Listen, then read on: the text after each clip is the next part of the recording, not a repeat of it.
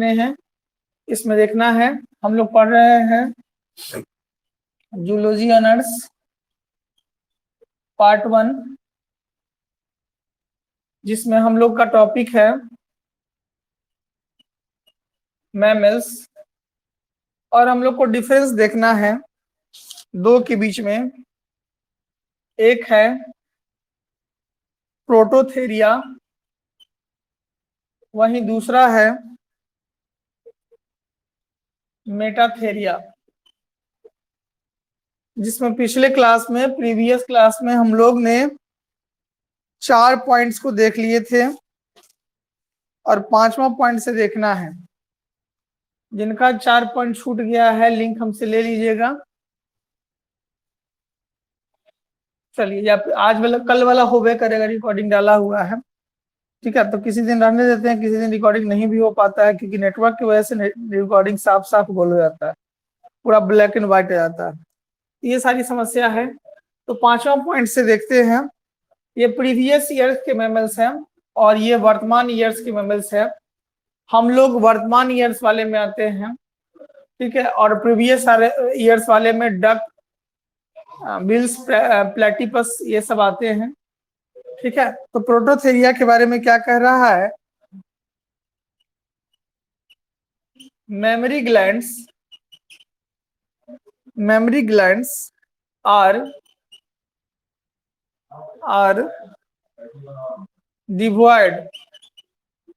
devoid of teats, open into a ventral depression। Memory gland जो होते हैं, इसकी संख्या 2 होती है, और जहां से बाहर निकलता है काला तरह की स्किन, जो निपल्स के चारों तरफ काला सब्सटेंस होता है, उसको टीट्स बोलते हैं। Open into the ventral depression, इसको हम लोग वेंट्रल डिप्रेशन के नाम से जानते हैं। वहां की स्किन चूंकि ब्लैक होते हैं इसलिए। जबकि इसके बारे में क्या कह रहा है?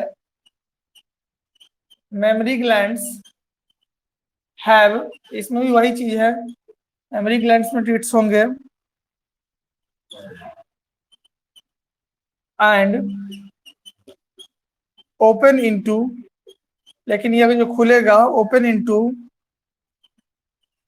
मार्सुपियम, ठीक है, मार्सुपियम में खुलता है। 6ठा पॉइंट देख रहे हैं, मार्सुपियम मतलब क्या हो गया?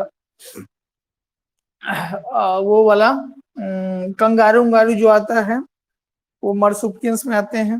6ठा point, complete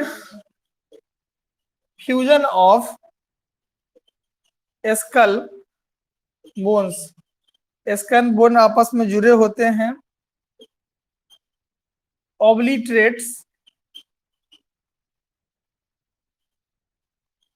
सेच्योर्स, complete fusion of skull bone पूरी तरीके से जुड़े हुए होते हैं, सेच्योर्स होते हैं।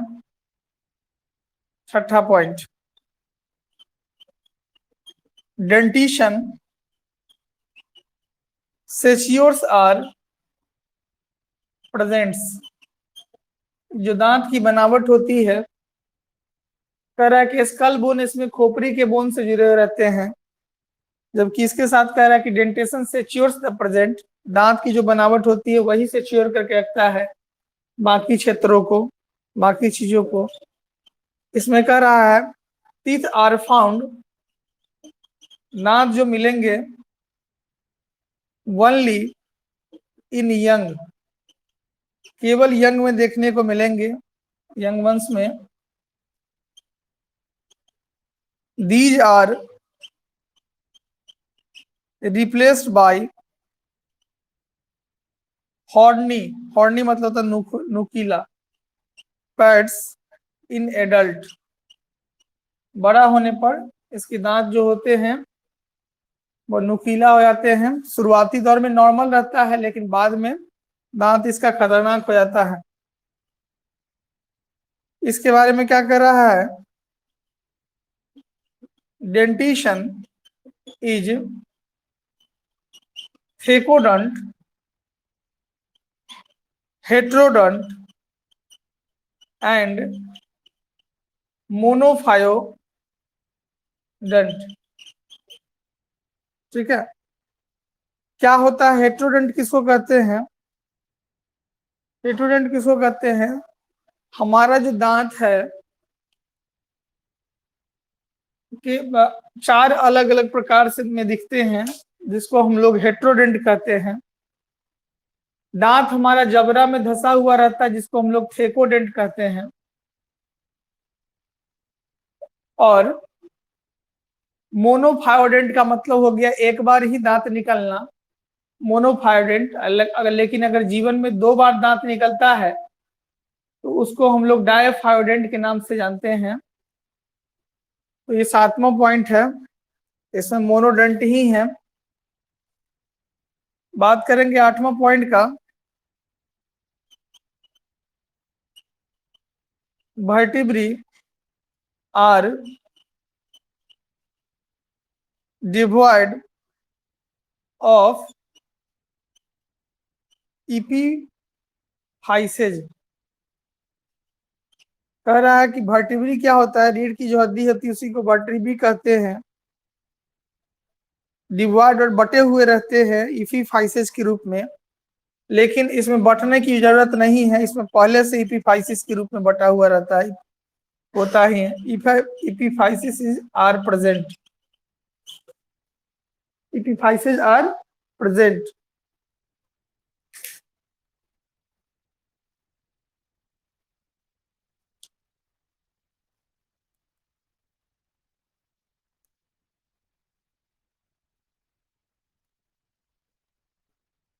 इपीफाइसिस इसमें प्रेजेंट होते ही हैं। चलिए आगे देखते हैं। 8वां पॉइंट दोनों में हो गया है, 4 और 4 8 पॉइंट। प्रोटोथेरिया और मेटाथेरिया में हम लोग डिफरेंस को देख रहे हैं। 4 पॉइंट पिछले दिनों देखे थे और 4 पॉइंट ये देख रहे हैं। इसमें मेमोरी ग्लैंड की बात हो रही है, उसमें मेमोरी ग्लैंड की बात कर रही है। Mammary gland devoid of teats and open into the ventral depressions, वहां से खुलते हैं। जबकि ये क्या होता है, यह इसमें टिट्स होते हैं, लेकिन ये खुलते क्या है, मार्सुपियम से खुलते हैं। इसमें क्या कर रहा है, कंप्लीट फ्यूजन ऑफ स्कल। खोपड़ी जो होता है पूरी तरीके से एक दूसरे से जुड़ा हुआ रहता है, चाहे वो दांत हो या बाकी चीजें हो। लेकिन इसमें जो होता है डेंटिशन सेच्योर्स द प्रेजेंट, दांत अपने जगह पर स्थिर रहता है और बाकी चीजों को सेचुरेट करने का काम करता है, बाकी चीजों को जोड़ने का काम करता है। 7वां point, teeth are found only in young ones, दांत जो केवल प्रेजेंट होगा यंग में प्रेजेंट होता है, लेकिन बड़ा होने पर वह दांत हॉर्नी हो जाता है, नुकीला हो जाता है। ठीक है, जबकि इसमें क्या होता है, थेकोडेंट, हेट्रोडेंट एंड मोनोफायोडेंट। दांत इसमें क्या होता है, एक सांचा में धंसा हुआ भी रहता है, हेट्रोडेंट भी होता है, मतलब अलग अलग प्रकारें भी होती है, और मोनोफायोडेंट जीवन में एक ही बार निकलता है। जबकि 8वां पॉइंट कह रहा है कि vertebrae are devoid of epiphysis. अब आदमी को छोड़ दिया जाए ना, तो आदमी में भी तो आदमी में मोनोफायोडेंट नहीं है, डायफायोडेंट है, क्योंकि आदमी में 2 बार निकलता है, लेकिन बाकी जीवों की बात कर रहा है। ठीक है, इपीडर्म इपीफाइसिस आर प्रेजेंट, इसमें वर्टिब्री आर जो डिवाइड होगा और बाद में इसमें इपीफाइसिस प्रेजेंट होंगे रीढ़ की हड्डी में, लेकिन इसमें शुरू से ही इपीफाइसिस की प्रक्रिया प्रेजेंट होगा। मतलब बॉडी में वर्टिब्रल कॉलम का डेवलप करना, उसके लिए इसमें डेवलप करने की जरूरत नहीं होती, इसमें पहले डेवलप नहीं रहता है और बाद के समय में इसमें इपीफाइसिस की प्रक्रिया आती है। तो ये हो गया 8वां पॉइंट तक। अब बात करेंगे 9वां से लेकर 12वां पॉइंट तक। हो गया है तो ओके कीजिएगा।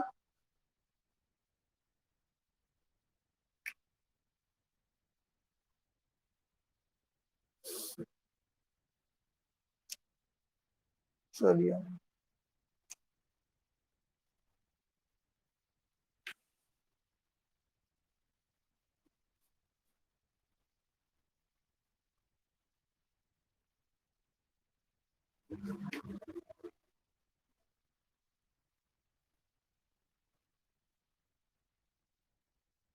चलिए, अब पॉइंट नंबर 8 तक हो गया तो पॉइंट नंबर 9 देखेंगे। 9वां पॉइंट में क्या है,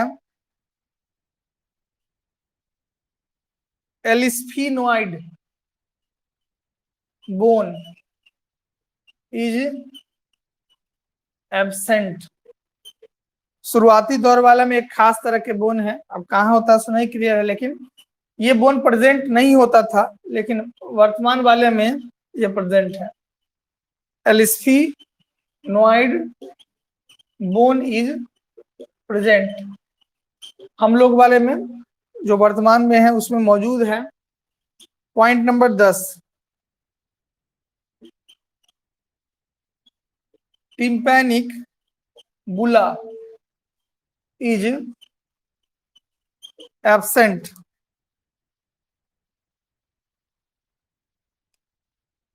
खोपड़ी में कई ऑर्गनों को, चीजों को एक साथ जोड़ने के लिए टिम्पैनिक बुला होता है, जो कि शुरुआती दौर में नहीं था। बाद में हम लोग के कैटेगरी में जो सब आया है, घोड़ा, जानवर, कुत्ता, बिल्ली, ये सब वाले में ये टिम्पैनिक बुला जो है इज इनकम्प्लीटली, पूरी तरीके से इसमें भी नहीं, इनकम्प्लीटली फॉर्म्ड, लेकिन पाया जाता जरूर है। बाई किसके सहारे, तो सबसे पहले जो हम लोग बोन पढ़े हैं एलिस्फोनोइड, एलिफ्यूनोइड, ठीक है, and alisphenoid and is partially fused with skull, fused with skull, ये थोड़ा बहुत मिलता है और उसके साथ मिलकर, मतलब एलिस्फिनोइड बोन के साथ मिलकर और थोड़ा अच्छा हो जाता है, मतलब खोपड़ी की सांचा जो होता है वो बेहतर हो जाता है। ये 9 पॉइंट हो गया, सॉरी 10 पॉइंट इसमें भी हो गया, 10 इसमें भी हो गया। 11 नंबर पॉइंट देखेंगे,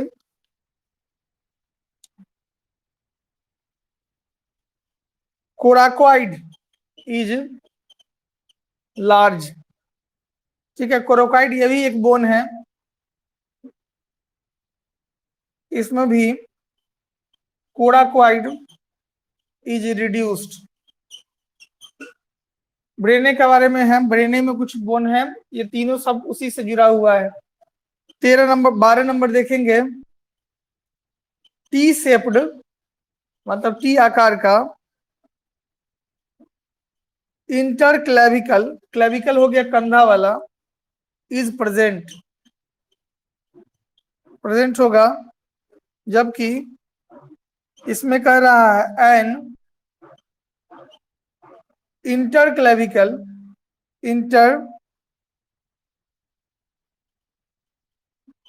क्लेविकल इज एब्सेंट। पहले वाला में था इंटर क्लेविकल टी शेप का, लेकिन अब वाले में इंटर क्लेविकल उतना बेहतर नहीं है या अनुपस्थित ही समझिए।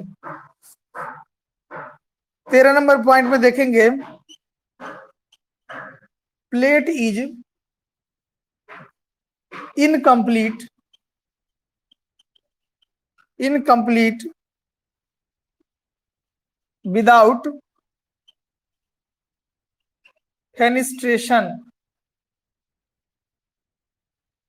प्लेट होता है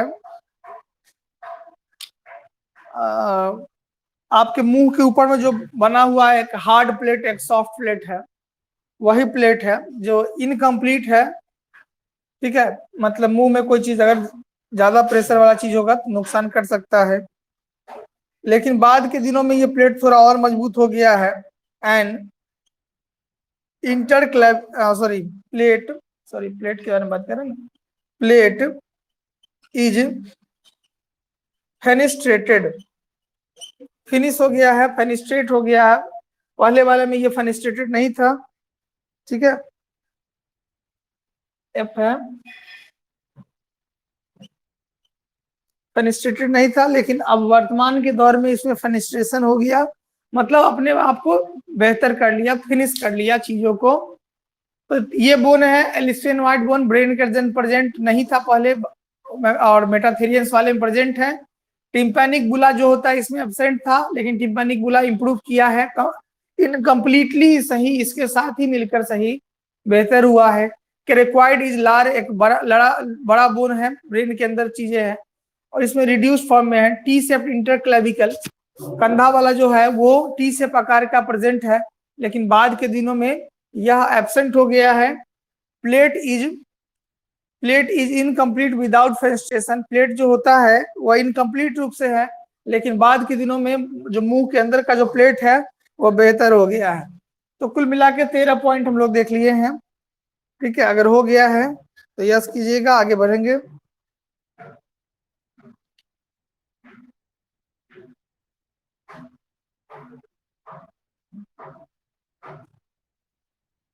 चलिए आगे बढ़ते हैं।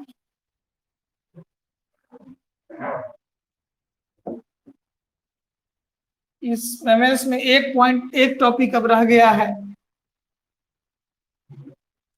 ये सेकेंड लास्ट टॉपिक है। उसके बाद आपको 12th का सिलेबस शुरू हो जाएगा। गैमेटोजेनेसिस, स्पर्मेटोजेनेसिस, ओजेनेसिस, बायोडाइवर्सिटी, यही सब टॉपिक शुरू होगा।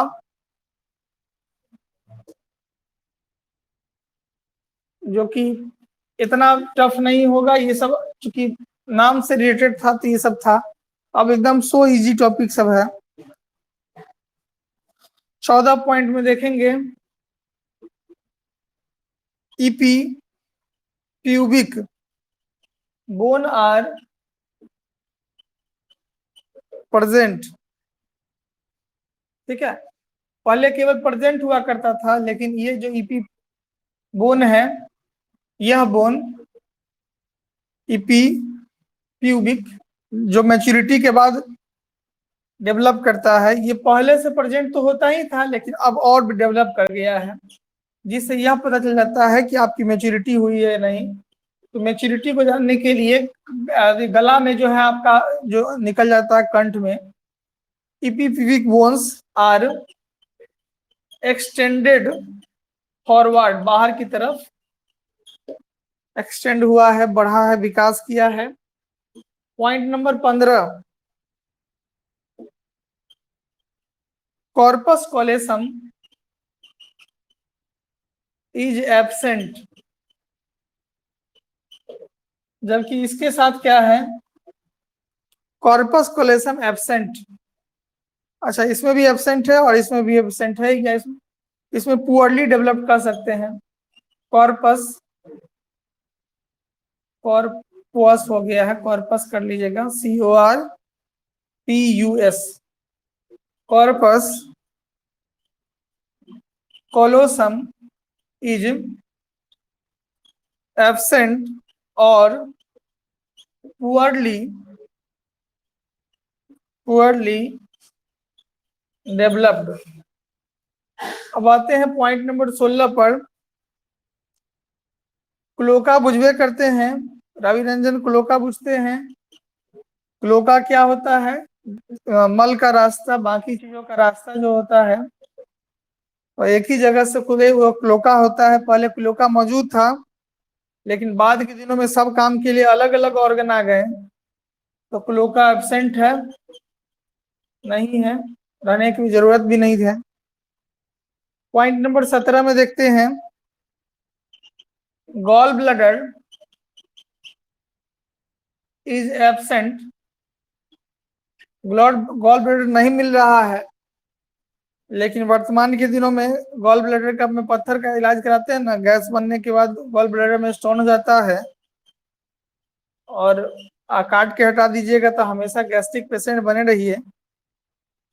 लीवर के बाइल को इकट्ठा करने के लिए गॉल ब्लैडर होता है। तो आपके दिनों में गॉल ब्लैडर चाहे कुत्ता, बिल्ली, आदमी, जो भी जीव जंतु है, सब में ये मौजूद है। पॉइंट नंबर 18 में देखते हैं, कॉडी टेंडनी आर एब्सेंट, ये भी बोन है, टेंडम या टेंडनी जो कहा दिया है, इसी तरह के बोन है। तो ये करा कॉडी टिंडनी आर प्रेजेंट, ये आपको मिल जाएगा। पॉइंट नंबर 19 में चलते हैं, एक बोर्ड और लिखना होगा जो कि उसमें खत्म हो जाएगा, क्योंकि 25 पॉइंट है। टेस्टिस आर एब्डोमिनल, नहीं तो टेस्टिस क्या होता था, पेटे में सटा हुआ रहता था, लेकिन बाद के दिनों में टेस्टिस बाहर निकला है, क्योंकि उसकी टेम्परेचर को मेंटेन करना है आपके बॉडी के टेम्परेचर से 2 से 2.5 डिग्री सेल्सियस, अर्थात आपका बॉडी का टेम्परेचर 98.4 है या 37 डिग्री सेल्सियस है, तो 37 में से 2 से 2.5 घटा दीजिएगा, ये हो जाएगा 34.5 या 35। तो उतना टेम्परेचर जो है के वजह को मेंटेन रखने के लिए इसमें स्क्रोटम पाया जाता है, और स्क्रोटम टेस्टिस का फ्रीजर होता है जो उतना टेम्परेचर मेंटेन करके रखता है, इसलिए टेस्टिस आपके बॉडी के बाहर होते हैं। अगर अंदर होगा तो स्पर्म में नहीं बनेगा और टेम्परेचर मेंटेन नहीं हो पाएगा। तो कह रहा कि टेस्टिस आर एब्डोमिनल, और कह रहा कि testis are extra abdominal placed in scrotal sac in front of penis. ठीक है, पेनिस के करीब ये मिलता है। तो ये आपको पॉइंट हो गया। पीबिक बोन जो होता है प्रेजेंट है, उसमें जो है प्रेजेंट तो था ही और ज्यादा एक्सटेंड किया है। कॉर्पस कोलेसम इसमें एब्सेंट है, कॉर्पस कोलेसम उसमें पुअरली डेवलप्ड है। क्लोका इसमें प्रेजेंट है, क्लोका एब्सेंट होगा क्योंकि हर काम के लिए अलग अलग ऑर्गन हो गए। गॉल ब्लैडर जो है इसमें एब्सेंट है, उसमें गॉल ब्लैडर प्रेजेंट हो गए हैं। कॉर्डी टेंडाइल्स आर एब्सेंट, जबकि उसमें कॉर्डी टेंडाइल जो है वो प्रेजेंट है। टेस्टिस जो है एब्डोमिनल है, उसमें टेस्टिस जो होता है एक्स्ट्रा एब्डोमिनल हो गया, मतलब बॉडी में से बहुत बाहर निकला। ठीक है, और उसके अंदर स्क्रोटम मिल गया जो उसको और बेहतर बनाता है। तो इतना पॉइंट हम लोग देख लिए हैं, 19 पॉइंट हो गया है। 6 पॉइंट और देखना है और ये टॉपिक हो जाएगा समाप्त। हो जाएगा तो बोलिएगा।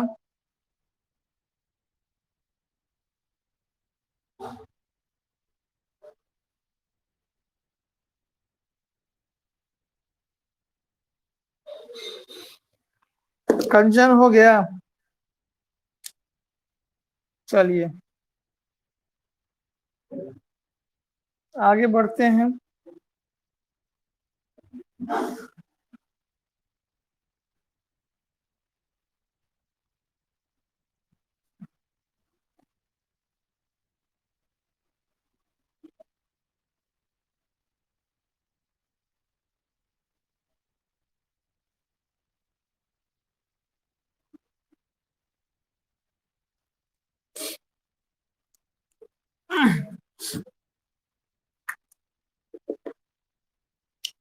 चलिए 13 नंबर पे कौन आए हैं अभी जस्ट, कौन होशियार है? मुजम्मिल, इतना सूतोगे चावल। अब जो है क्या बोलते हैं उसको, सवेरे सवेरे खाकर सो जाते हो, ऐसे काम चलेगा रे लड़का।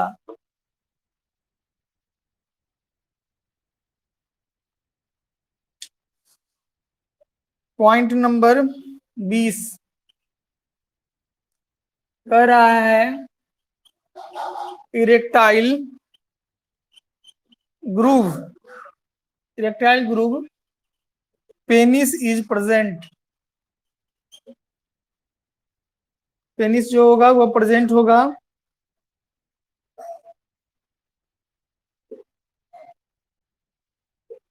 20 number. Glans penis is bifurcated, bifurcated. Point number 21 two oviduct are distinct open separately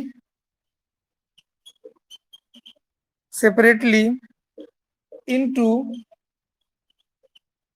cloaca and are not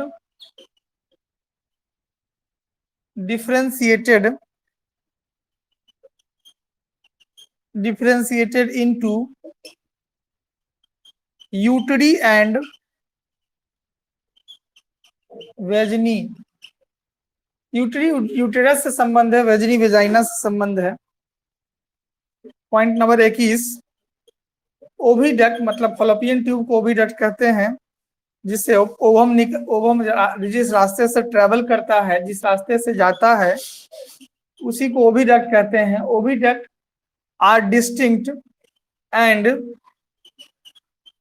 there are two uteri and two vaginae. ठीक है, इसमें रास्ते जो होते हैं वो दो तरीके से खुलते हैं, दो यूटरी की संख्या है और दो वेजनी की संख्या है। ओविडक्ट डिस्टिंक्ट होते हैं, दो रास्ते से आते हैं इस तरह से, तो दोनों तरफ इंफ्यूजन की क्षमता होती है। Oviduct distinct open separately, oviduct जो होता है वो सेपरेटली खुलता है। क्लोका जो होता है वो डिफ्रेंशिएटेड होते हैं, अलग अलग बटे होते हैं। तो पॉइंट नंबर 21 की बात हो गई। अब पॉइंट नंबर 22 में हम लोग चलते हैं।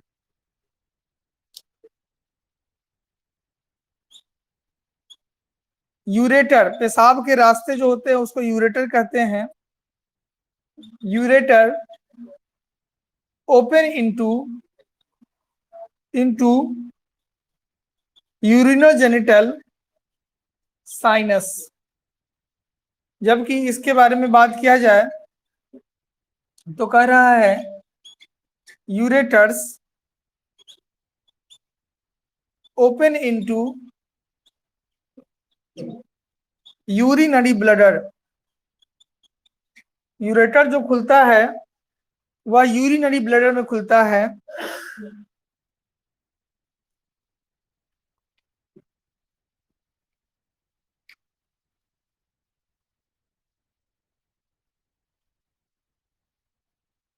यूरिनरी ब्लडर के ठीक ऊपर खुलता है, मतलब पेशाब की थैली जो होती है उसके आसपास में वेजाइना का रास्ता है, वहां पे आके खुलता है। इसमें मेटाथेरियंस में, मतलब हम लोग का जो कैटेगरी है उसमें, पॉइंट नंबर 23 देखते हैं। इसमें जो फीमेल्स होती है वो अंडा ही दे सकती है। Females are oviparous. फर्टिलाइजेशन और निषेचन की जो काम होता है, स्पर्म ओवम का मिलन, वो शरीर के अंदर होता है, मतलब इंटरनल होता है। हम लोग में भी ऐसा ही है,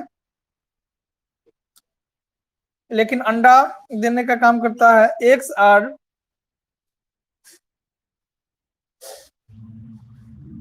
आर मच यौल्की, हम लोग यौल्की नहीं होते हैं, इसमें अंडा का पीला वाला भाग होता है। एंड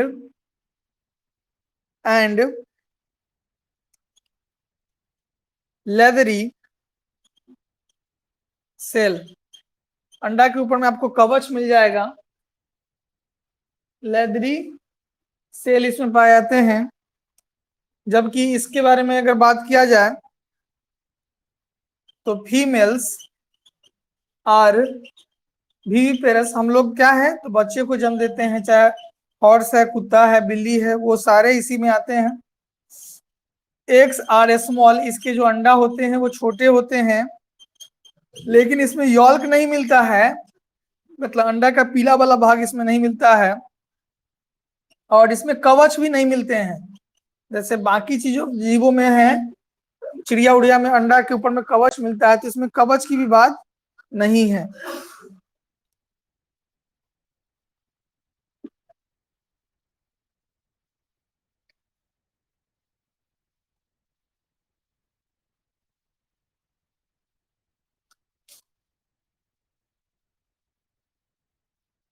हो जाएगा तो बोलिएगा। 2 पॉइंट और बस, ये खत्म हो जाएगा।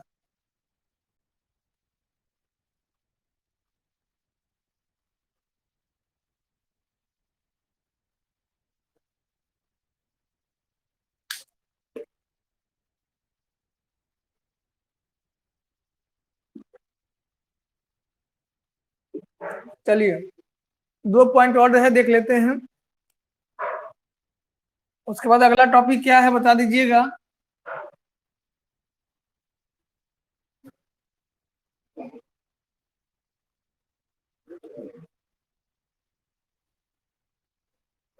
लास्ट टॉपिक होगा इस ग्रुप का ही।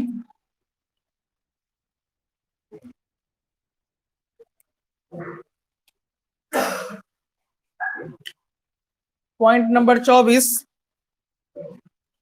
इसमें प्लेसेंटा नहीं मिलेगा, प्लेसेंटा इज एब्सेंट। माँ के अंदर का माँ नहीं मिलेगा इसमें। क्या मिलेगा? तो अंडा देता है तो क्या उसको माँ के अंदर के माँ का क्या जरूरत है? बाहर निकलेगा अंडा, अपना फूट फाट के बढ़िया तरीके से तैयार हो जाएगा। यूजुअली यॉल्क सैक होता है, प्लेसेंटा इज फॉर्म, प्लेसेंटा भी बनता है। समटाइम्स, कभी कभी क्या होता है, एलॉन्टोइक प्लेसेंटा इज फॉर्म्ड, एलॉन्टोइक प्लेसेंटा का निर्माण होता है। तो ये सारी बातें हैं। पॉइंट नंबर 24 हो गया। अब आपको देखना है पॉइंट नंबर 25 और आखिरी पॉइंट इस टॉपिक का।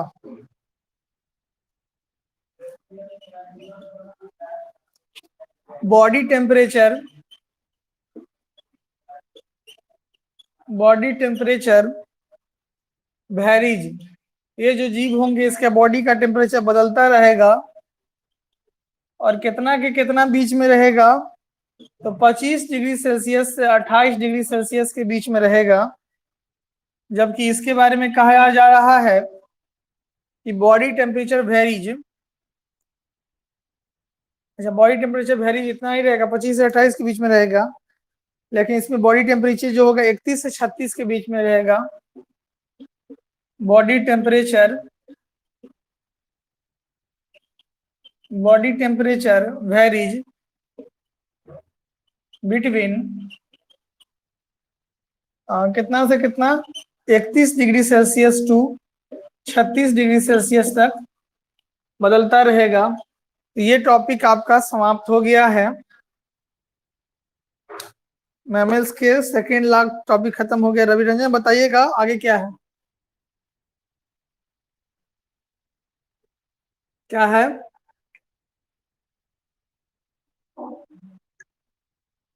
अच्छा,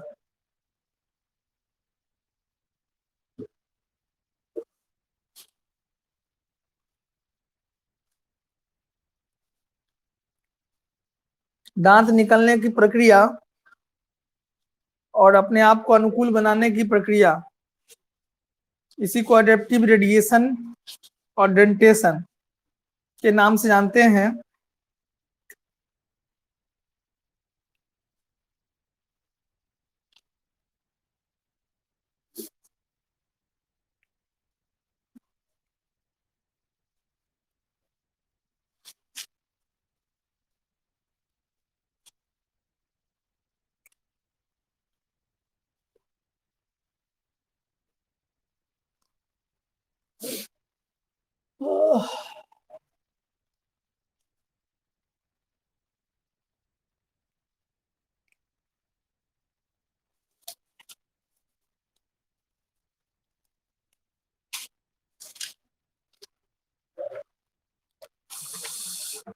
Mammalia 155।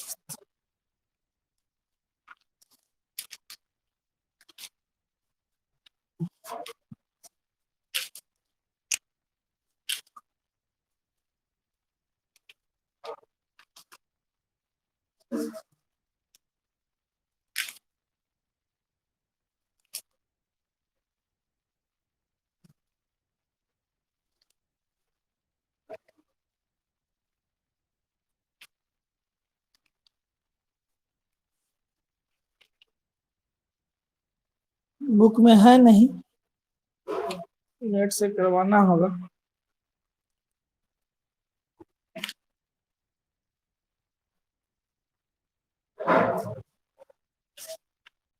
Mammalia adaptive dentition and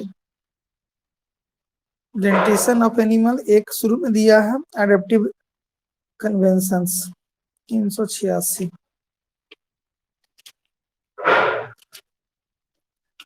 three 86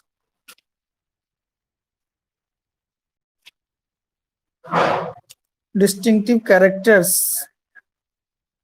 character तो पढ़ना नहीं है, पढ़ना क्या है,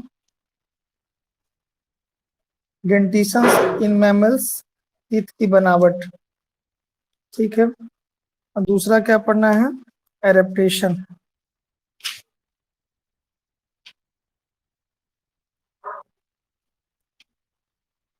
चलिए डेंटेशन का सुधार शुरुआत करते हैं, तब एडेप्टेशन अलग है, उसको देखेंगे। पहले डेंटेशन देख लेते हैं, ठीक है। ये टॉपिक समाप्त हो गया, अब हम लोग का डेंटेशन देखना है। शुरुआत कर देते हैं ताकि आगे कोई दिक्कत नहीं हो।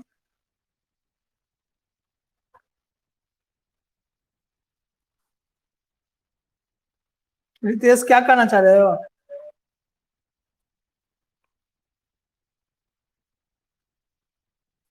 भावना नहीं समझ पा रहे हैं।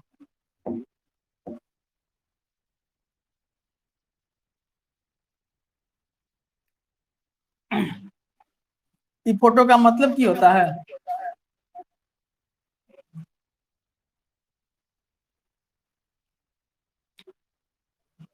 नहीं शर्माइए, बोलिए।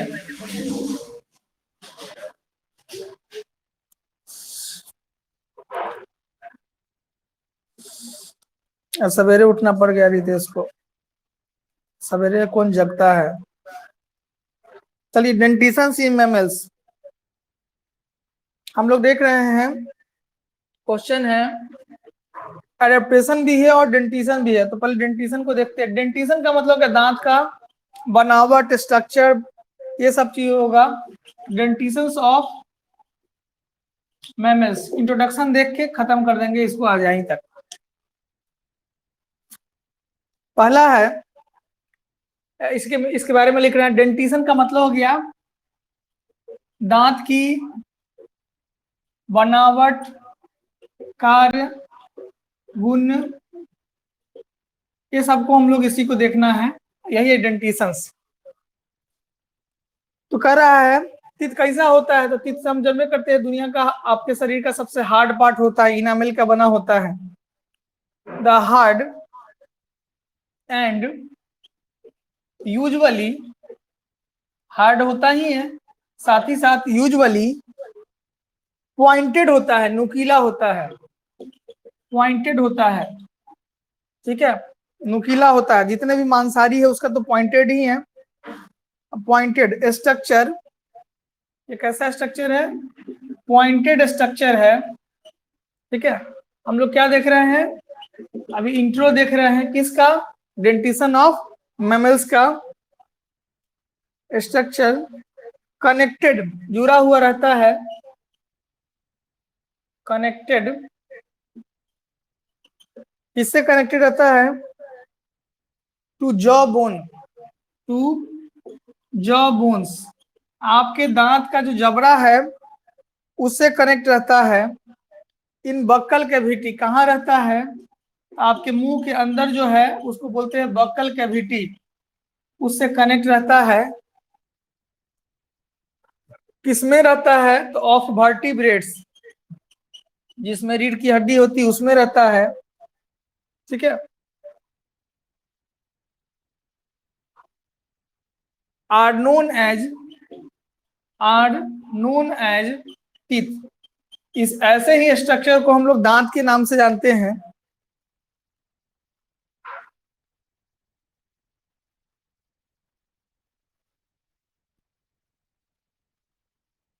The arrangement of teeth, the arrangement of दांत, द अरेंजमेंट ऑफ दांत मतलब दांतों की जो बनावट है या अरेंजमेंट है, अरेंजमेंट का मतलब क्या, बराबर बराबर होना, जो दांत है उसकी सांचा में बराबर बराबर तरीके से धंसना। ठीक है, जिसका बराबर बराबर तरीके से धंस गया तो उसका दांत देखने में ठीक हो गया। अब जैसे राजनारायण का देखिए, दांत सांचा में नहीं है, अलग अलग दिखता है, तो क्या हो गया, सांचा की तरह सेट नहीं हुआ। तो इसी क्या होगा कि आपके दांत का अरेंजमेंट है कि पहले कौन होगा फिर बाद में क्या होगा। कई बार क्या होता है, दांत तोड़ने में आप गड़बड़ी कीजिएगा तो दांत आपको इधर उधर निकल जाता है। तो ये सब कारण होते हैं। तो arrangement of teeth are found are found among fishes, among fishes, among fishes, amphibians and reptiles, fishes, amphibians and reptiles। Amphibians जो धरती और पानी दोनों जगह रहता है, फिशेज मछली हो गया, और रेप्टाइल्स सांप उप हो गया, reptiles, and are also known as, and are also known as, या ऑल्सो नोन टू कर दीजिए, known to, also known to have been present, to have been present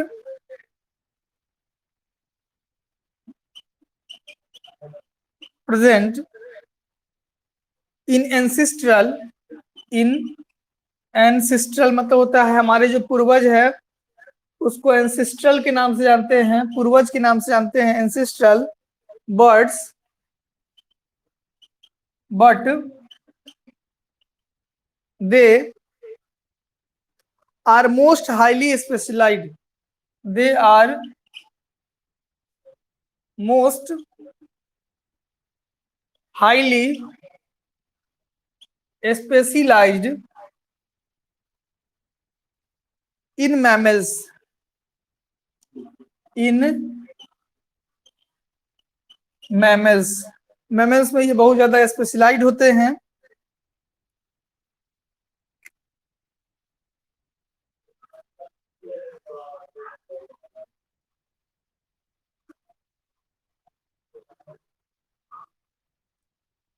अब इसमें पढ़ना क्या है आपको, फंक्शन ऑफ टीथ, दांत का महत्व, बिना दांत वाला मैमल्स, दांत की डिफ्रेंसिएशन, कितनी तरह की बटी होती है, सक्सेशन ऑफ दांत, ठीक है, ये सारा चीज पढ़ना है। दांत में कितने कितने, कौन कौन जीव में कितना कितना दांत है, वो पढ़ना है। तो टॉपिक कभी लंबा है, चलेगा 2-3 दिन, कम छोटा टॉपिक नहीं है। तो अभी तक के लिए हम लोग इतना ही रहने देते हैं। टीथ के बारे में क्या कर रहा है, द हार्ड, यह कड़ा पार्ट होता है। जानबे करते हैं कि आपका दांत जो है वह कैल्शियम किसका बना हुआ होता है रवि रंजन, कैल्शियम कार्बोनेट, हाँ, तो उसका बना हुआ रहता है। साथ ही साथ दांत जो होता है वो पॉइंटेड होता है, नुकीला होता है, और आपके जबड़ा में से कनेक्ट रहता है, जबड़ा का जो बोन है उससे ये कनेक्ट रहता है। और यह दांत जो है मुंह के अंदर होता है, जहां आपका जीभ है या बाकी चीज है वहां पे मौजूद होता है। किस में होता है, तो वर्टिब्रेट में होता है, और इसी को हम लोग जानते हैं किस नाम से, टीथ के नाम से। कह रहा था teeth arrangement of teeth are, the arrangement of teeth are found among fishes, जो दांत का जो अरेंजमेंट है वह टीथ के अंदर अलग अलग तरीके से बना हुआ रहता है। जिसमें एम्फीबियंस आते हैं, रेप्टाइल्स आते हैं, are known, are also known as have to present in ancestral birds. ये जो दांत है या दांत की बनावट है, जो पहले की चिड़िया हुआ करती थी, उस चिड़िया के अंदर ये चीज मौजूद हुआ करता था, ये जो दांत है सो। फिर कहा गया to have been present in ancestral birds, वही है, but they are most highly specialized in mammals. लेकिन दुनिया का सबसे अच्छा और बेहतर जो दांत है वो हम लोगों में है, मैमल्स में है, शेर, बाघ, चीता, भालू, आदमी, कुत्ता, बिलाई, इस सब में है। कौन दांत? तो ये दांत की जो बनावट है या दांत की जो स्ट्रक्चर है वह इसमें सबसे बेहतर है। आगे आपको क्या क्या पढ़ना है? तो आगे आपको पढ़ना है function of teeth, significance of teeth. क्या आगे करा दिया जाए कि रहने दे?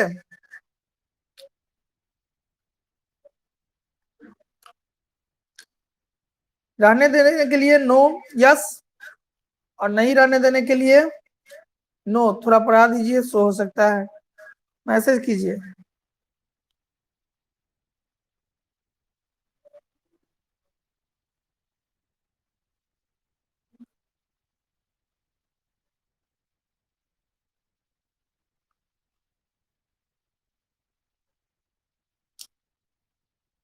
आप जो करें रहने दीजिए सर। अच्छा, संजना कुमारी रहने दीजिए। चलिए तो रहने देते हैं यहीं तक। अगले दिन की क्लास में हम लोग बहुत सारा चीज है, फंक्शन, टीथ, सिग्निफिकेंस, स्ट्रक्चर, इस सारे चीजों को देखेंगे। ठीक है,